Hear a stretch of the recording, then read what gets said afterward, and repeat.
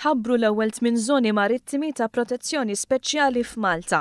Dan bħala parti minn netwerk Natura 2000 mifrux mal-Ewropa kollha li jfisser li l-ansafar tal-baħar ta' Malta issa jgawdu minn protezzjoni sħiħa sew fuq l-art kif ukoll fuq il-baħar. Dawn iż-żoni kienu approvati mill-Gvern Malti wara li l-Kummissjoni Ewropea tat ukoll il-kunsens tagħha.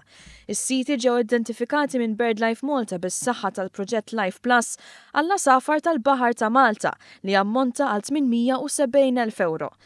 Tul il-5 snin li dan il-proġett parzjalment iffinanzjat minn fondi tal-Unjoni Ewropea, ir-riċerkaturi ta' LIFE Malta identifikaw l-iktar siti importanti fil-baħar iffrekwentati mill-asafar tal-baħar u proponew lill-Gvern li dawn jingħataw protezzjoni legali.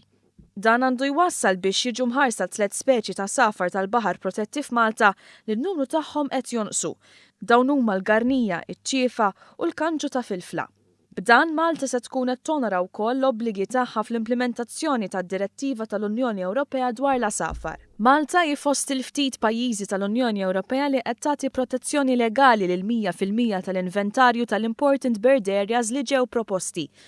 Il-pass li jmiss issa huwa l-ħolqien u l-implementazzjoni mill-awtoritajiet Maltin ta' pjanijiet tal-immaneġġjar tas-siti marittimi protetti kollha li eventwalment iridu jiġu mħarsa biex ikun żgurat li l-asafar tal-baħar u l-kumplament tal-ħajja marittima ma jiġux infixkla.